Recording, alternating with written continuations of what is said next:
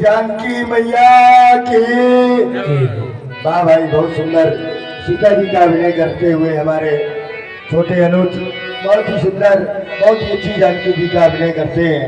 अब देखिए राजा धीराज महाराजा जनक जी का दरबार, और दरबार में जनक जी के मुखार बिंदु से कुछ चंद्र शब्द सुने, और जानकी मैया के सुंदर अभिनय में आ गए हमारे रुद्रदत्त तिवारी जी जो सिल्वी से बना रहे हैं। आपकी तरफ से 101 पुष्प मुद्राएं सुंदर सीता जी के अभिनय में भाई आपने प्रदान किया है। कौन सा साधुवाद, बहुत बहुत धन्यवाद। सुने और देखे जनक जी का सुंदर विलाप, आनंद भी ले और पुरस्कृत भी करे। वो श्री हत भय हार ही राजा बैठे निज निज जाई समाजा नपन पिलो जगत कुलाने बोले बचन रोष जलूसानी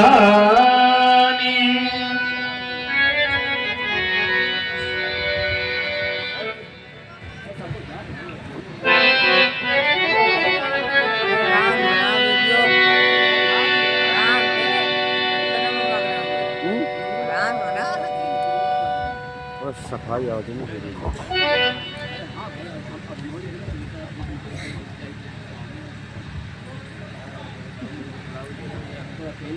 रूस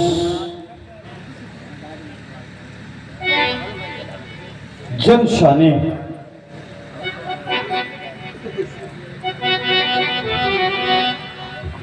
लेकिन कब, जब ये नपन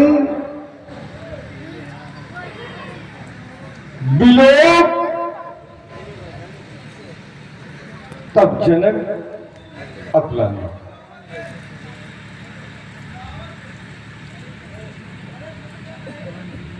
क्या विलोका, क्या देखा?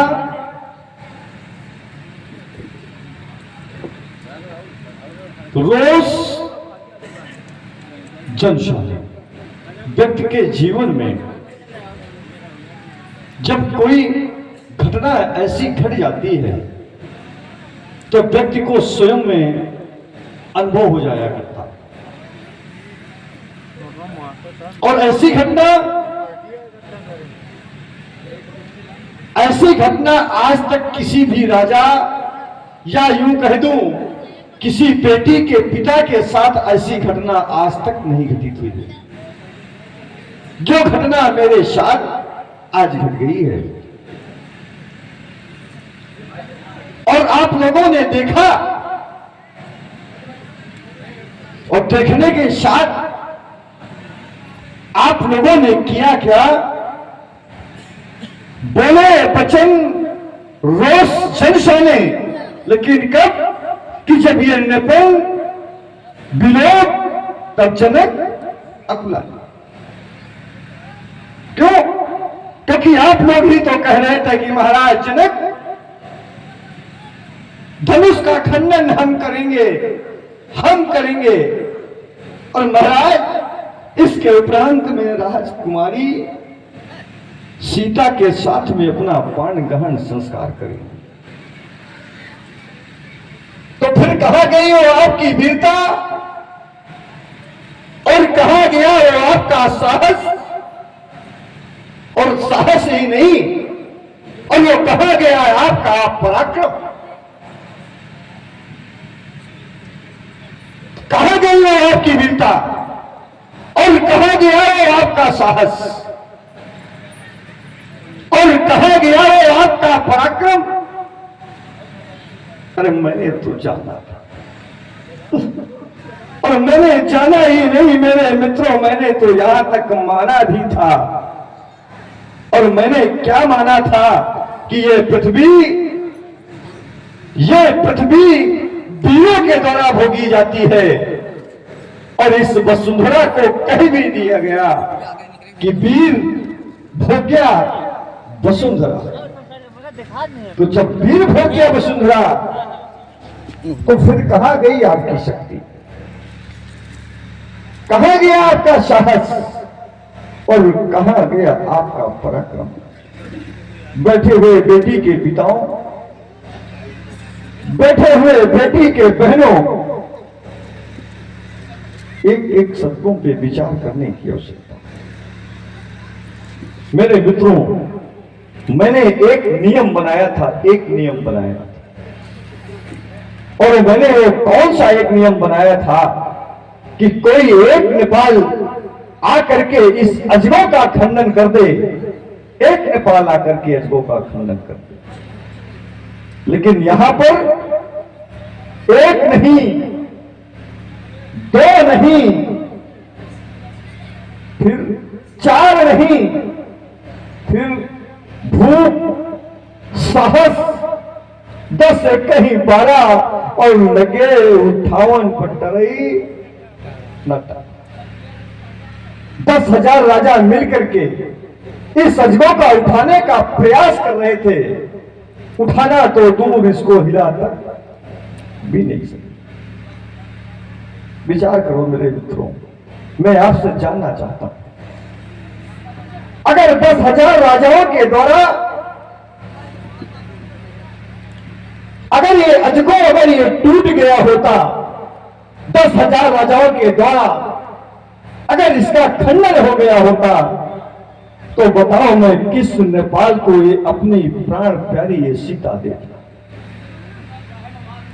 किस नेपाल को मैं अपनी ये सीता देता। 10,000 राजा तो यही कहते कि महाराज जनक आपकी बेटे पे हमारा अधिकार है, हमारा अधिकार है। अरे बताओ तो मैं देता तो किस नेपाल को अपनी पुत्री सीता देता। क्या मैं अपनी पुत्री के 10,000 टुकड़े करता, और जब 10,000 टुकड़े करता तभी इन 10,000 नेपालों को मैं अपनी पुत्री वितरित करता। आपने कभी सुना है या कभी आपने देखा है बेटा कैसा हो, बेटी कैसी हो मेरे मित्रों? लेकिन वो अपने माँ बाप के वो आंखों का वो तारा हुआ करता है, तारा हुआ करता है। कोई पिता और कोई माँ अपनी बेटी या बेटे के टुकड़े टुकड़े नहीं कर सकता। समाज में अगर ऐसा कोई पिता हो, ऐसा कोई भाई हो और जो समाज में ये कह दे कि महाराज इस कार्य को मैं कर सकता हूं, तो समाज में हाथ उठा करके वो खड़ा कर दे। क्या समाज में इस कार्य को कोई कर सकता है कि कोई अपने बहन के टुकड़े टुकड़े कर सकता है? कोई मां कर सकती है अपनी बेटी के टुकड़े टुकड़े? है समाज में ऐसी कोई मां? पूर्ण विश्वास है कि समाज में ऐसी कोई मां नहीं होगी जो अपनी बेटी के टुकड़े टुकड़े कर सकती। तो जब आप लोगों की, आपकी बेटियां आप लोगों को अपने जान से ज्यादा प्यारी हैं, तो आप लोग विचार करो कि मेरी बेटी भी मुझे कितना प्यारी है, मेरी बेटी मुझे कितना प्यारी होगी। क्या मैं अपनी बेटी के टुकड़े टुकड़े कर सकता हूं? नहीं कर सकता। अगर क्रोध का कारण है तो बस एक क्रोध का एक यही कारण है, और कहना चाहता हूं कि आप लोग चले जाएं मेरी मिथिला से, परित्याग कर दें मेरी मिथिला का। और इतने पर भी मेरी मिथिला का परित्याग नहीं किया तो आज एक बेटी का पिता विवश होकर के आज कुछ कहना चाहता है। अरे मैंने तो यहां तक देखा है कि बेटी का वो पिता कितना भी वो शक्तिशाली क्यों ना हो, बेटी का भाई वो कितना भी बलशाली क्यों ना हो, बेटी का पिता ऐश्वर्यवान क्यों ना हो, लेकिन बेटी का पिता हमेशा अपने आप को केवल वो छोटा माना करता है, क्योंकि वो एक बेटी का पिता होता है, एक बेटी का पिता होता है। इसीलिए वो सबके सामने वो हाथ जोड़ करके हमेशा वो खड़ा रहता है, क्योंकि वो एक बेटी का पिता होता है।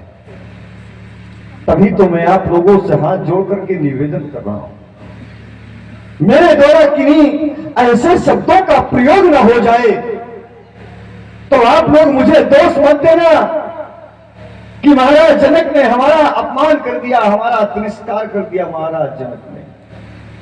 और जब व्यक्ति क्रोध में होता है, व्यक्ति गुस्से में होता है, तो वो व्यक्ति विवेक का शून्य होता है, वह व्यक्ति विवेक का शून्य होता है और उसके मुख से कुछ ऐसा निकल जाता है कि जो लोगों को बुरा लग जाता है। तो आप लोगों को मेरे कहे हुए शब्द आप लोगों को बुरा ना लगे, तभी तो मैं आप लोगों से हाथ जोड़ करके निवेदन कर रहा हूं, स्वीकार कर लें आप लोग मेरा निवेदन। और आज एक बेटी का पिता विवश होकर के आज कुछ कहना चाहता है और कहना पड़ गया कि यह श्री हाथ भय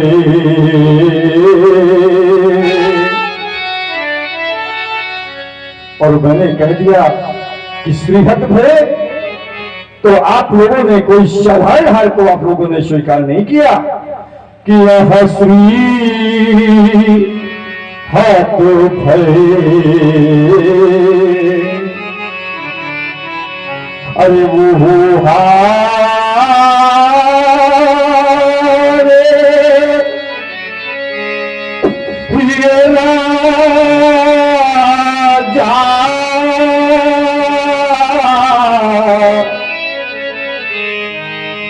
जब हृदय से हार को स्वीकार कर लिया था तो आप लोग मेरी मिथिला को छोड़ करके आप लोग यहां से चले जाते।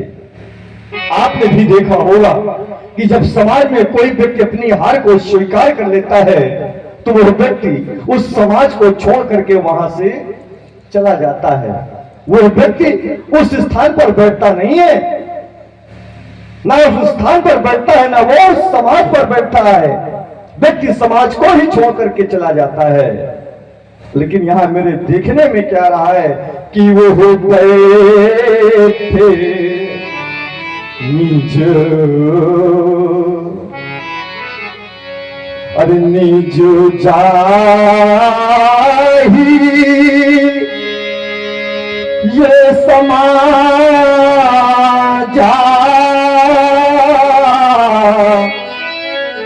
लेकिन कब कि जब वो हुस्री है तो भरे।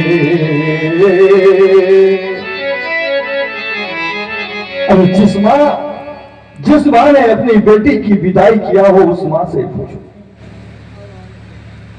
अरे उन माताओं से पूछो जिस मां ने इस बेटी को जन्म दिया है। और जब ये मैया अपनी बेटी को जन्म दे देती मेरे मित्रों, और ये बेटियां जब मां की कोख में पल पोस करके ये बेटियां बड़ी होने लगती हैं, और जब इनका ये जन्म हो जाता है तो मैया को अपनी बेटी से उम्मीद होने लगती है। बेटी को यही उम्मीद होने लगती है कि जब मेरी बेटी बड़ी हो जाएगी तो बेटी मेरे साथ मेरे घर के इन कामों को मेरी बेटी करवाएगी। मां के दिल में ये अरमान जागने लगते हैं। और यही बेटियां जब छोटी होती हैं तो यही माताएं अपनी बेटी की उंगली पकड़ करके बेटियों को इस आंगन में चलना सिखाती हैं। और यही बेटियां जब आंगन में, बहुत सुंदर आप देख रहे हैं इस समय वास्तव में जिस घर में कन्या शादी की योग्य हो जाती है उस माँ और उस पिता से पूछिए उनका क्या हाल होता है। आज विदेह राज जी बताइए, जो विदेह कहेंगे इतने बुद्धिमान, उनका भी आज धीरा छूट रहा है। और इस करुण रस पर प्रभावित हुए हमारे मनोज शुक्ला जी, उनकी तरफ से 51 पुष्पोत्सव से विदेह राज जी को सम्मानित किया जा रहा है। बहुत बहुत सा साधुवाद, धन्यवाद। और आप हैं राजेश रादास उर्फ बचेरा, उस बच्चे की तरफ से भी 21 पुष्पोत्सव से विदेह जी का सम्मान किया जा रहा है। बहुत बहुत सा साधुवाद, धन्यवाद। और वही मैया अपनी बेटी को घर के आंगन में उंगली पकड़ करके चलना सिखाती है।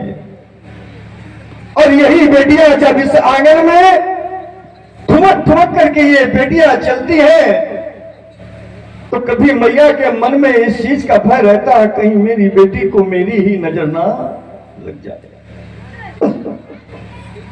और बेटी को मां चूमती है और बेटी से कहती कि मेरी बेटी कहीं तुमको मेरी नजर ना लग जाए। और यही बेटियां जब धीरे धीरे बड़ी होने लगती हैं और सयानी हो लगती हैं तो ये माताएं अपने बेटियों से कहा करती हैं कि बेटी, संसार का ये नियम है कि कोई भी पिता और कोई भी मां अपनी बेटी को अपने घर में नहीं रख सकता है। एक दिन बेटी तुमको ये घर छोड़ करके एक दिन जाना होगा, एक दिन जाना होगा। और मेरे मित्रों, ये मां बेटी के गले में लिपट जाती है और लिपट करके ये बेटी रोने लगती है कि जब लिपट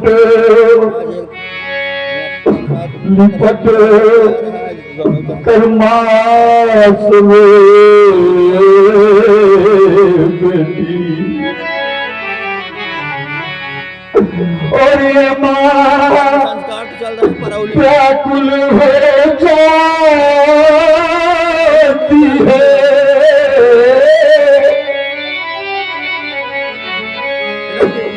माताओं से पूछो,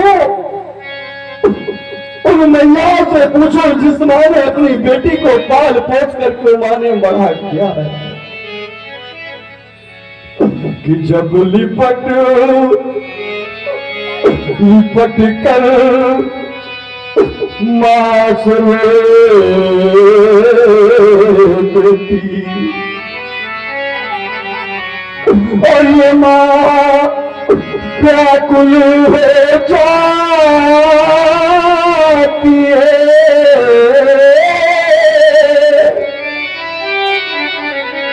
मेरी बेटी के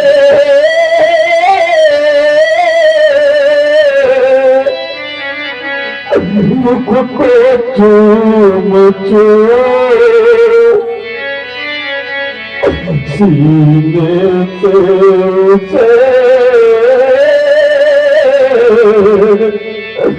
लगाती है।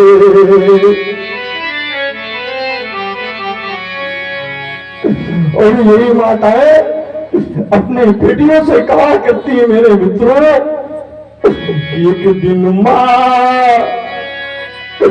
बेटी से बोली कि तुमको भी माँ बनना होगा और संसार की सारी रीति रिवाजों को तुमको भी पूर्ण करना होगा। ये मेरे मित्र ये माँ रो देती है और ये बेटी मेरे मित्रों रो देती है, बेटी रो देती है। लेकिन संसार में लोग कहा करते हैं कि बेटियां पराया धन है, पराया धन है। अरे मैंने तो ऐसा सुना है कि लोग कहते हैं कि बेटियां ये पराया धन है। आज अपने माँ बाप के घर में है और कल ये बेटियां माँ बाप का घर छोड़ करके यहाँ से चली जाएगी। अरे बेटी लाख पराया धन है कि बेटी लाख पराया धन है, पर हृदय का टुकड़ा होती है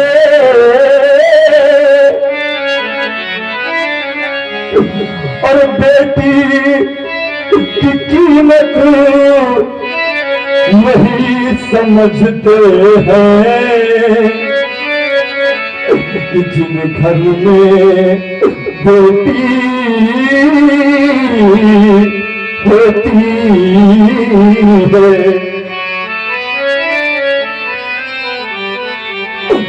बेटियों माताओं विचार कर लेना, आप लोगों ने भी अपने कोख से बेटी को जन्म दिया होगा।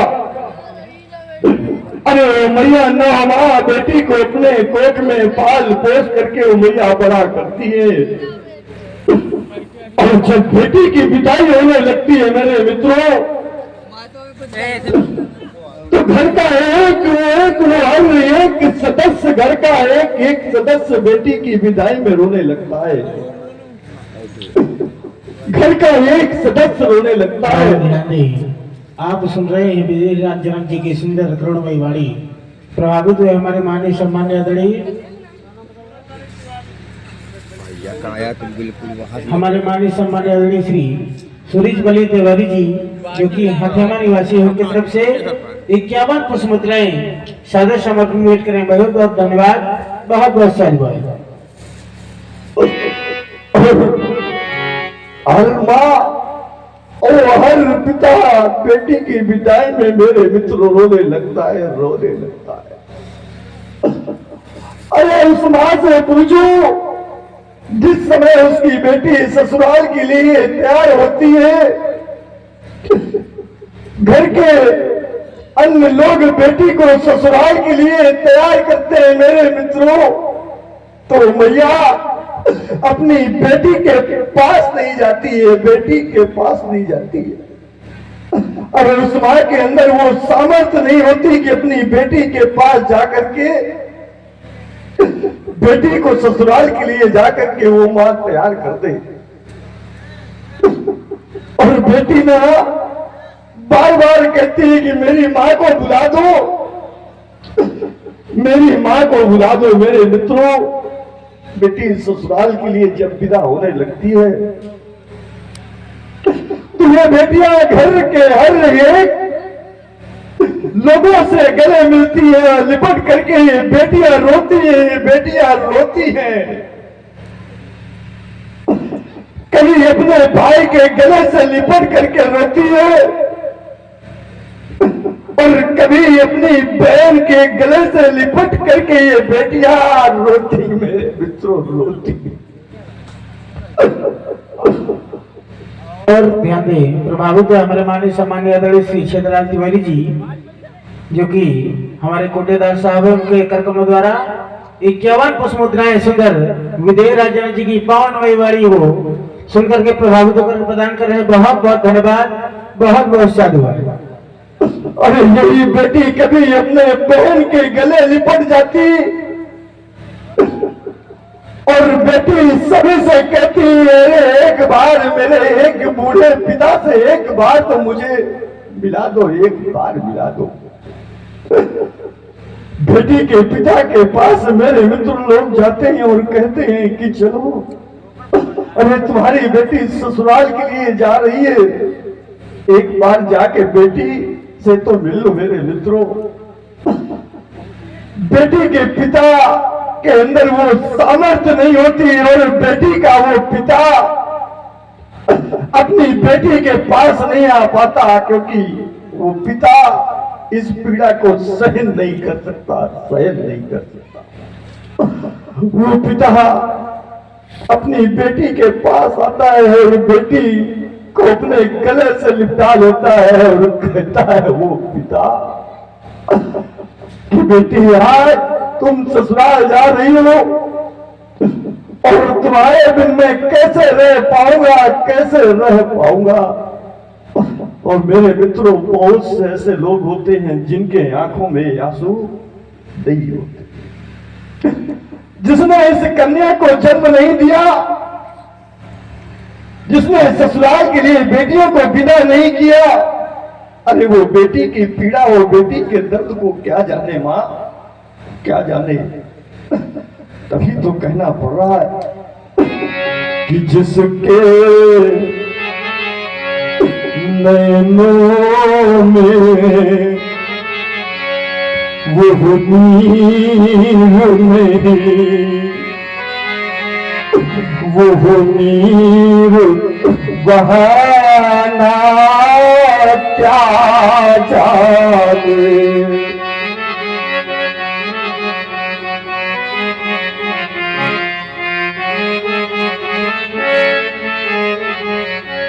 कि जिसे के वो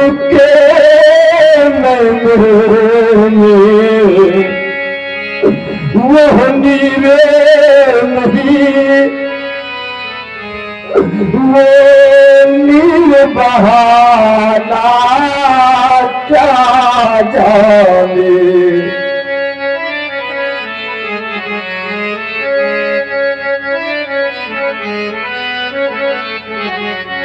जिसके उर में है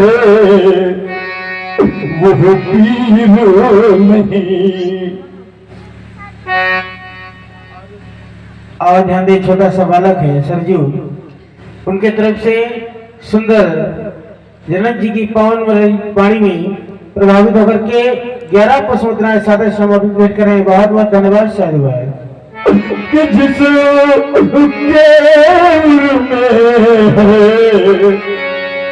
वो पीर नहीं, वो पीर पराई क्या जाने, और जिसने यह कन्या अरे जाई ही नहीं, वो कन्या का दुख क्या जाने।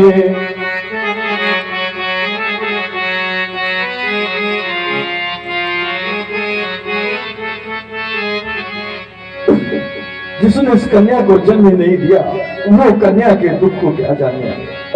आज मेरे हृदय में जो पीड़ा हुई है, आज उस पीड़ा का पश्चाताप आज मैं कर रहा हूं।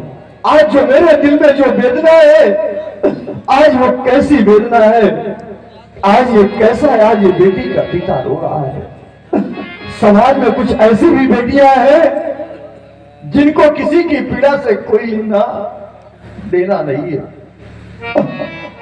और जिस समय ये भी ससुराल गई होंगी तो इनकी मां से पूछो और इनके पिता से पूछो कि इनके पिता के दिल में और मां के दिल में कितने अरमान रहे होंगे। उस मां ने कितने अरमानों के साथ अपनी इस बेटी को पाला होगा और कितने अरमानों के साथ बेटी को पोसा होगा। उस बूढ़े पिता से और उस बूढ़ी मां से पूछो। लेकिन ये बेटियां क्या जाने, इस स्थान पर बैठने के बाद भी इनका यहां पर मन नहीं लग रहा।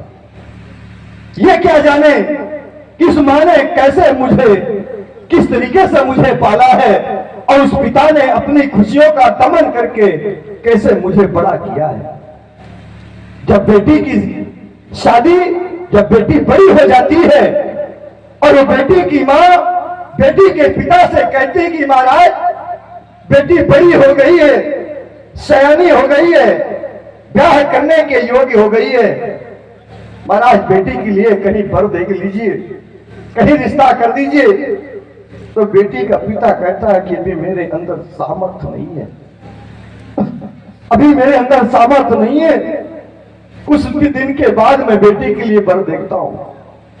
मां कहती है महाराज नहीं, हमारी तो छोड़ो, पास का पड़ोसी भी कहने लगा है कि आपकी बेटी बड़ी हो गई है, सयानी हो गई है, महाराज बेटी के हाथ पीले कर दो। अरे उस पिता के पास सामर्थ्य नहीं होती, पिता वो फटी हुई धोती और कुर्ता पहनता है अपनी बेटी की खुशी के लिए। वो यहां तक मैंने देखा है कि वो खेत खलिहान तक बेटी का पिता बेच देता है बेटी की खुशी के लिए। इसके बाद भी अगर पूर्ति नहीं होती तो बेटी की खुशी के लिए पिता कमाने की सामर्थ्य नहीं होती, तब भी बेटी का पिता अपनी बेटी की खुशी के लिए वो लोगों से कर्ज तक ले लेता है। उसको पता है कि 4 दिन बाद मेरी आंखें बंद हो जाएंगी, मेरा अंत हो जाएगा, मैं कैसे कर्ज भर पाऊंगा। लेकिन बूढ़ा पिता वो बेटी की खुशी के लिए कर्ज भी ले लेता है। वो बेटी क्या जाने, समाज में कुछ ऐसी बेटियां हैं कि जो अपने माँ बाप की पीड़ा और दर्द को नहीं जानती हैं, तो यहां तक कह देती हैं कि आपका फर्ज था, क्या आप अपना फर्ज नहीं करेंगे। अरे समाज में तो ऐसी भी बेटियां हैं कि जिसके साथ अग्नि के 7 फेरे लेने के बाद भी उसके 7 टुकड़े कर दिए जाते हैं, उसको बंद करके जाके उसको फेंकवा दिया जाता है। समाज में कुछ ऐसी भी बेटियां हैं।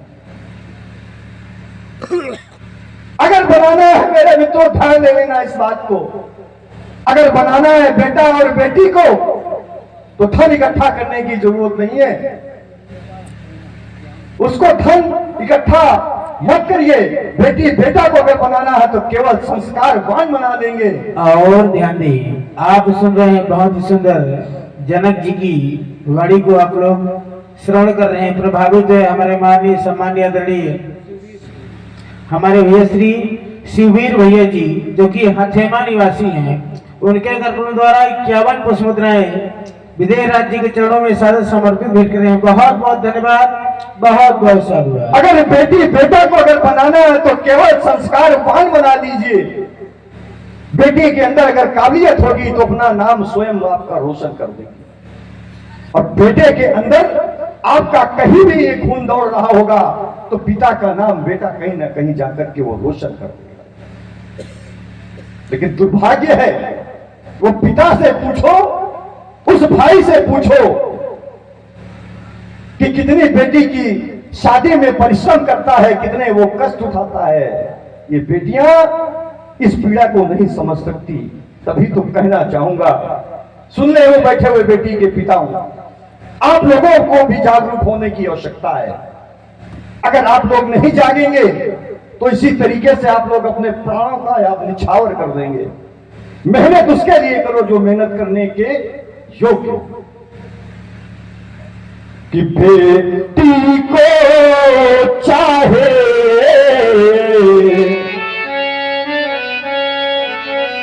आपके दिल में भी बड़े बड़े अरमान हुआ करते हैं और हुए होंगे कि बेटी मेरी ससुराल के लिए जाए, मेरी बहन ससुराल के लिए जाए तो उसको कोई कष्ट ससुराल में ना मिले, इतनी संपत्ति दे दें, इतना धन दे दें कि बेटी जब ससुराल से मैके आए हंसी खुशी, अगर वो माँ वो पिता भाई अगर पूछ ले कि बेटी कोई कष्ट तो नहीं है, अगर बेटी हंस के कह दे कि ससुराल में कोई कष्ट नहीं है तो उस पिता का जीवन सार्थक हो जाता है, पिता का जीवन सार्थक हो जाता है। कि बेटी को चाहे वो सब कुछ दे दो, पर दिल में संतोष नहीं होता।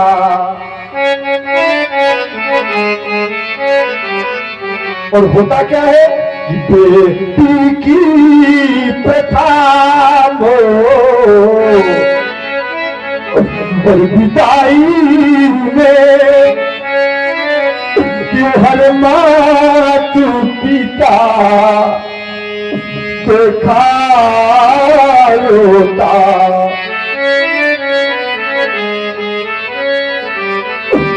हर मात पिता देखा होता। और बहुत से लोग नहीं रोया करते हैं जिनके आंखों में आंसू ही नहीं होते। विचार करें कौन है वो कि जिसने यह कन्या, विचार करना मेरे मित्रों कि जिसने यह कन्या चाहिए नहीं, वह कन्या का दुख क्या जाने। जिस पैर बीमारी फटी ही नहीं, वह पीर पराई क्या जाने।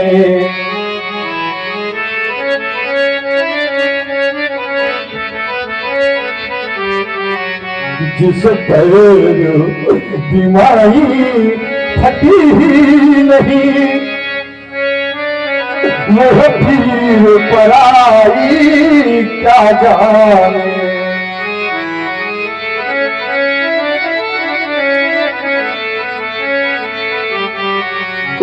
मेरे मित्रों, ये बेटी का भाग्य कहूं या ये बेटी का दुर्भाग्य कहूं। जिस पिता के घर में ये बेटियां पैदा हो जाती हैं,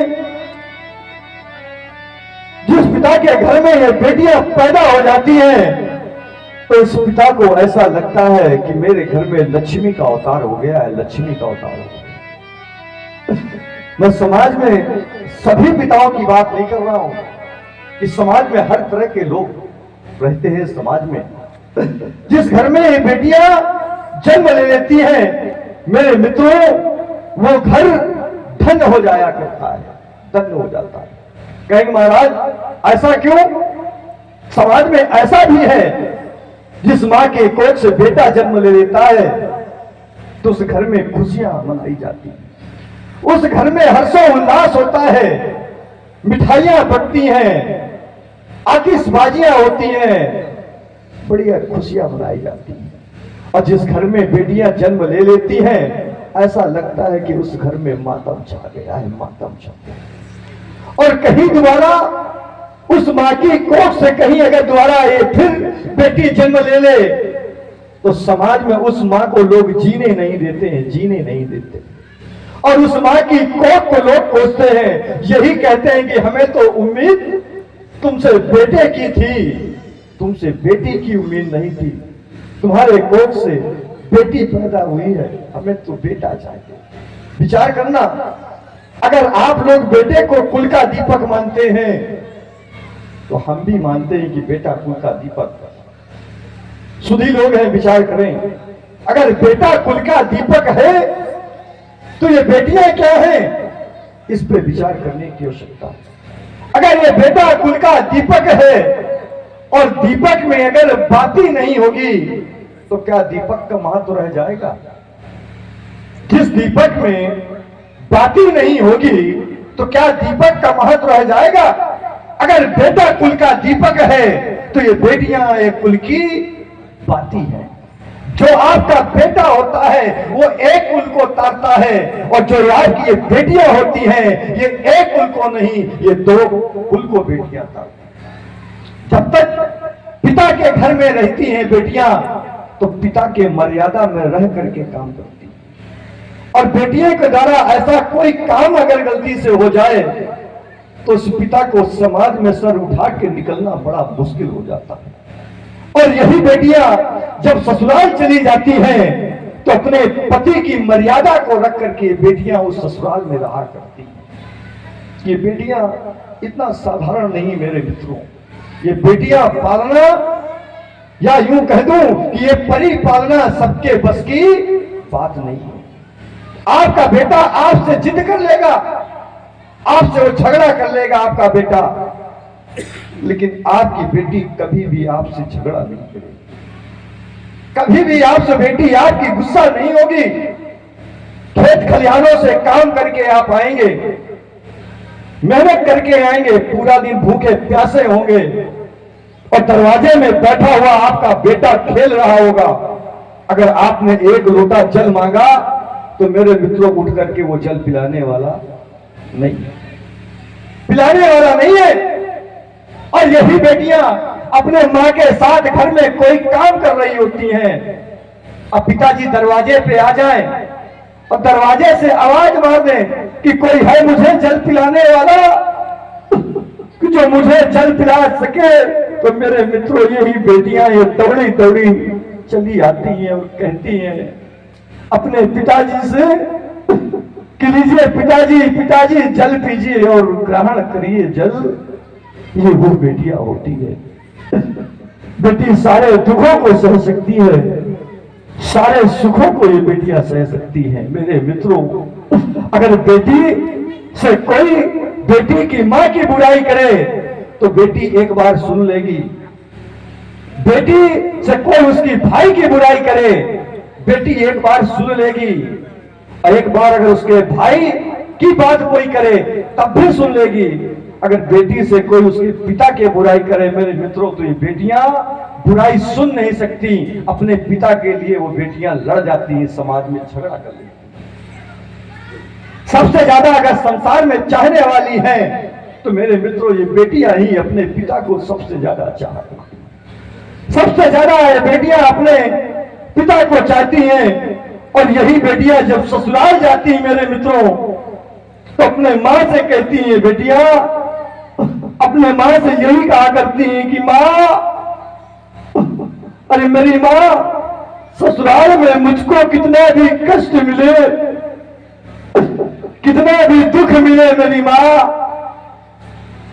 मैं सारे दुखों को, सारे कष्टों को मेरी मां मैं सह लूंगी। मेरी मां,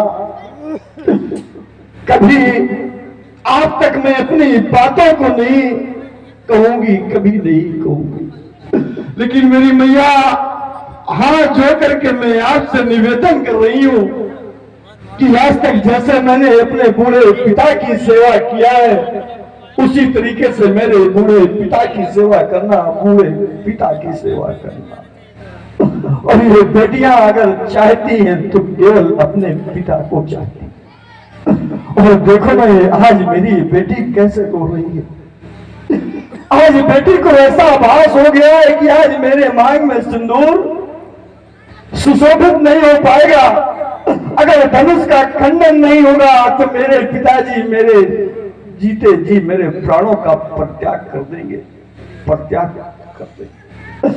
आज क्या हो गया और आज मैंने क्या सोचा था और आज क्या हो गया, क्या हो गया। अरे मैंने सोचा था क्या और क्या हो गया कि कोई पर ना मिला जानकी के लिए।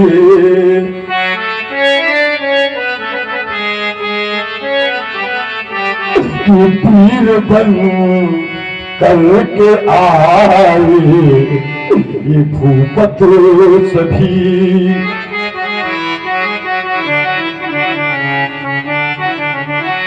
पर दिल भर हिलाया धनुष को अभी।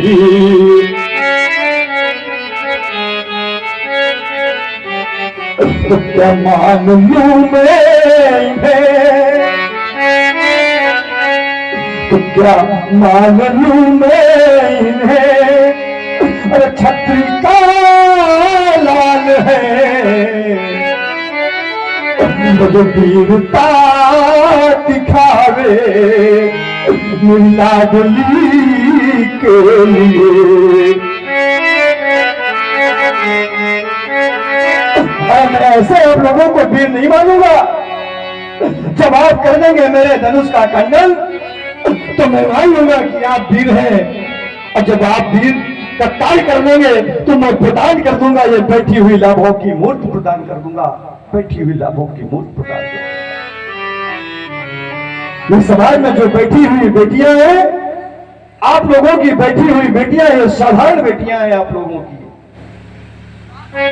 आप लोगों की बैठी हुई बेटियां हैं, ये साधारण बेटियां हैं।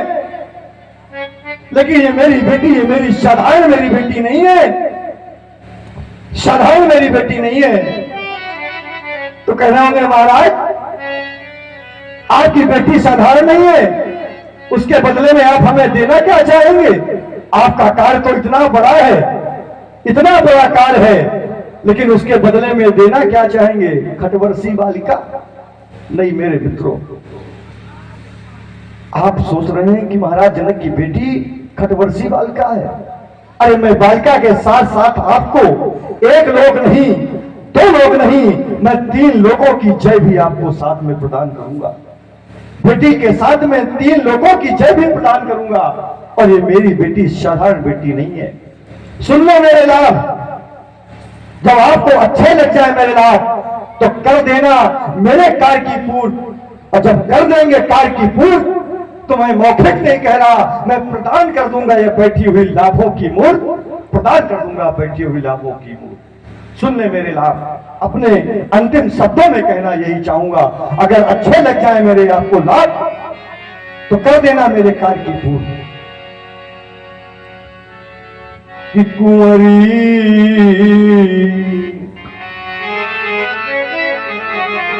पहला लाभ कुंवरी, कि कुंवरी मनोहर बड़ी और तुरती अति कमनी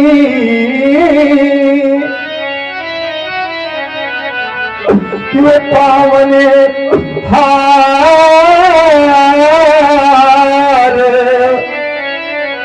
यह जनू कि रचन धनु मुनि। आप कर देंगे मेरे कार्य की पूर्ण तो मैं प्रदान कर दूंगा बैठे लाभों की मूर्त। मन में किसी प्रकार का कोई मैं विचार नहीं करूंगा कि त्रिभुवन जय,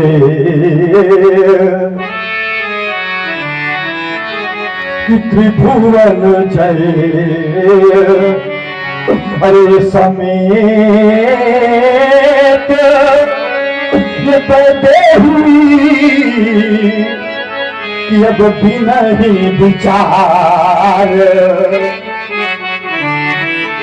अब विचार करने की आवश्यकता नहीं है, कर दो धनुष का खंडन कि अब भी नहीं विचार। अगर हो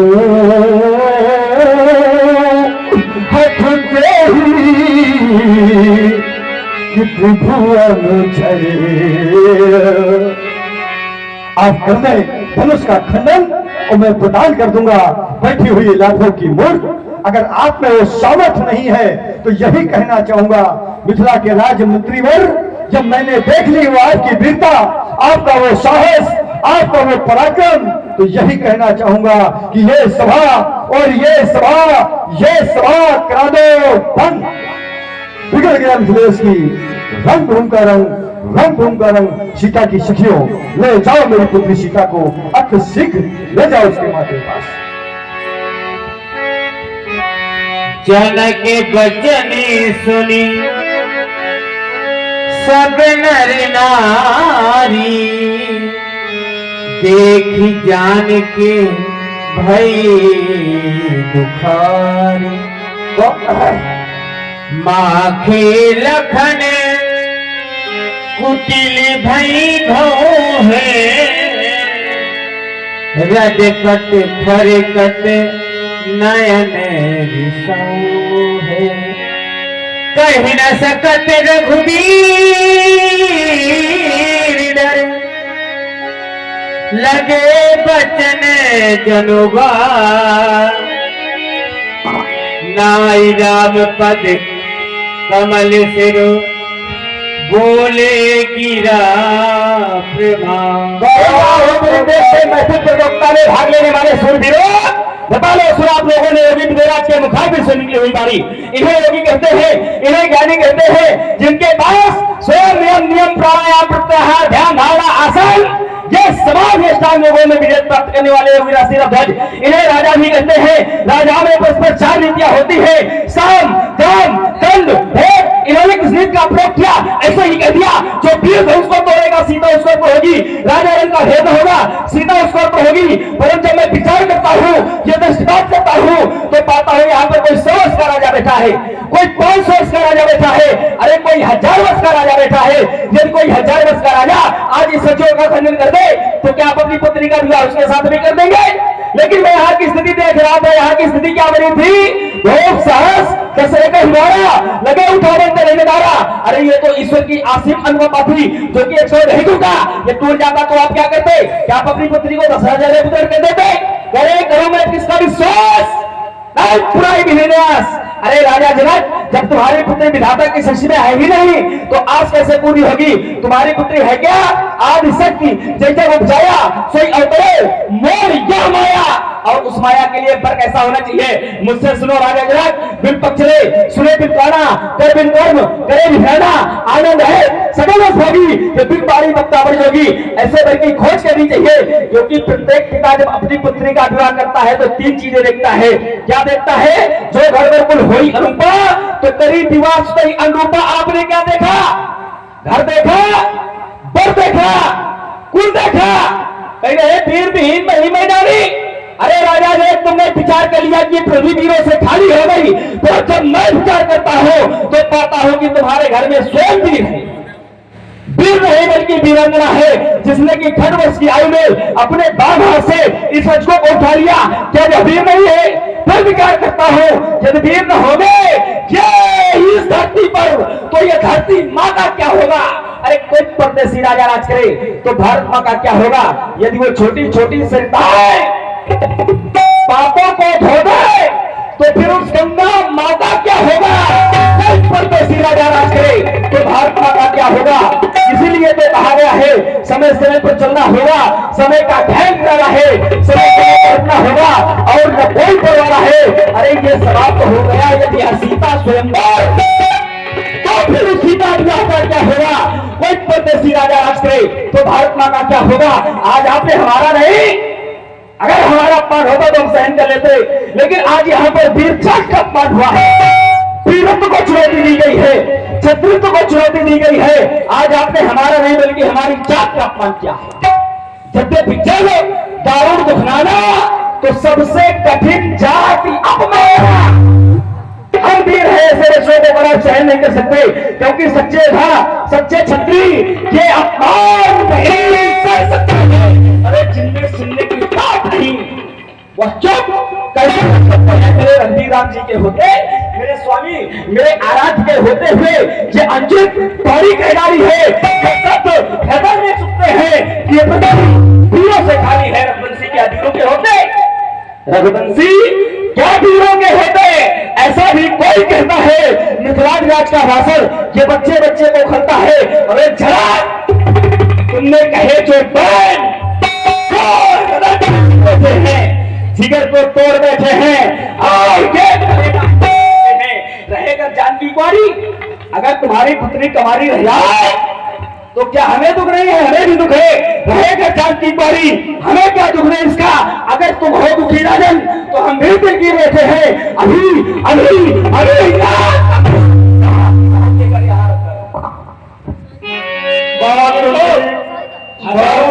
नंगी क्या लाओ का घोट भी कराज रह गए रघुवंशी न मानो पूछवरी से। अरे यहाँ जो वीर बैठे हैं दिखाता देरता में हाथ अपनी मगर मैं क्या करूं मेरे सामने मेरे वीर बैठे हैं।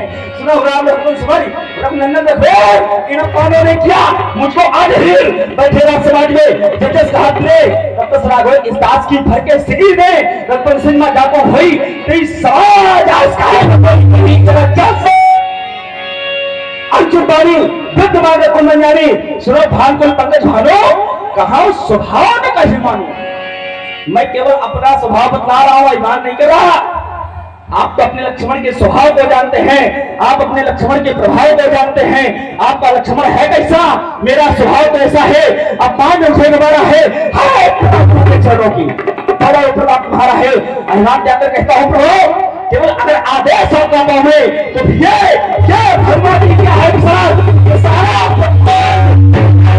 फिर कच्चे घरे सवाल से कल भर में को डाटा लूं खाने अमूली की नहीं ये छुट्टी में फिर खा डालूं जल को थल थल को जल और तू लाऊं जय उतार कर तारों को की तरह पीस डालूं। इन पृथ्वी और पहाड़ों को कहा स्वभाव का मानो जो तुम्हारे शासन को तो फिर बंदूक यू जिंदा थोड़ी सको मेरे मिले जितोरी तो प्रताप महिमा भगवाना। अरे कोई बात हो जय बिना पुराना ना जान सह सोई तो करीब लेके सोई कमल जो सब बना ले रहा हो तेरे छत्रदन सिंह तो प्रताप प्रहलाद जो लोगों पर पत्थर मुझे आज यही लोगों उलट देव के ब्रह्मांड वो लखन सको तो बचन से बोले